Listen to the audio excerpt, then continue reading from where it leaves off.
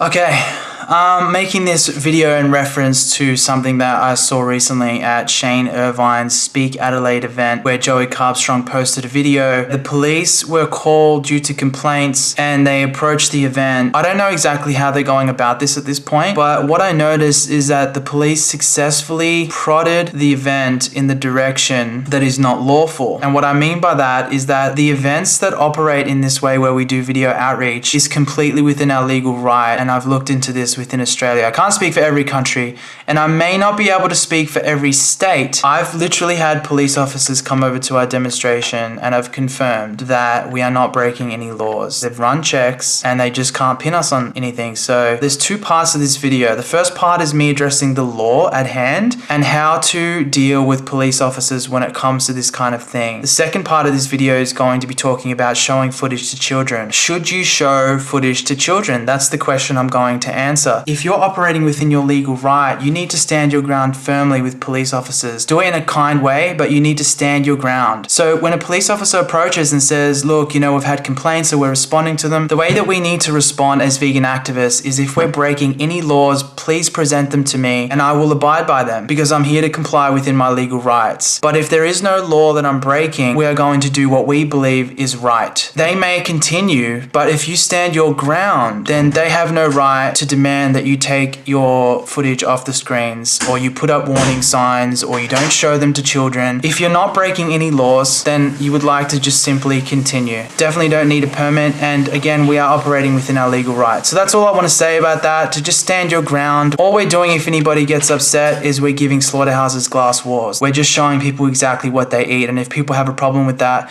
they shouldn't be eating it. It's that simple. If it's not good enough for your eyes, it's not good enough for your stomach. There's that. The second thing I wanted to mention, is it righteous to be showing children animal agriculture footage? Our position on this is yes, it is. Adults are constantly projecting beliefs onto children. Now, is there a possibility that children can be traumatized from this kind of footage? Yes, there is. They might be traumatized for a day or two or maybe even a week. From the reactions that I've seen at our events, adults suffer from trauma more so than children because adults can't face reality. Their conditioning is too thick and too real sometimes. I've never seen a single child cry at our events. So if that doesn't tell you something, considering how many adults have cried at our events, then I don't know what to tell you. I think you should get out on the streets and do lots of these demonstrations before you comment. The way we do it is if somebody notices within the cubers will put their hands up and outreachers will notice, they'll come over and they'll sort it out. They'll speak to the child and let them know that it's not appropriate for them to watch. We don't turn off the screens because that is potentially going to reach someone and that person could become a vegan activist.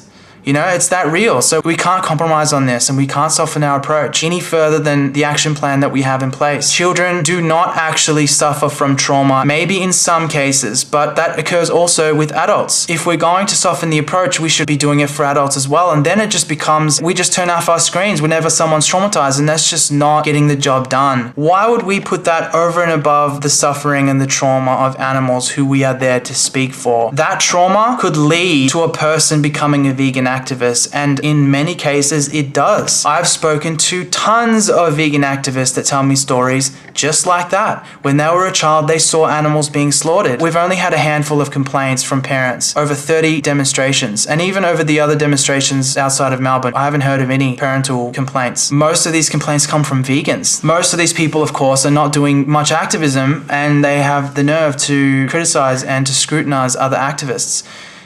Let's not get into that though. You need to put animals first because veganism is for animals, and human rights organizations are not doing anything for the 2.7 trillion plus animals that are stabbed in the throat every year. So for all of you intersectional vegans out there who think that this is a human rights blunder, then I would really ask you to respect our animal rights activism, our vegan rights activism, because veganism is a cause for animals and the animals deserve to have a cause that is strictly for them. That's how we approach children watching footage at our events. Much love and take care.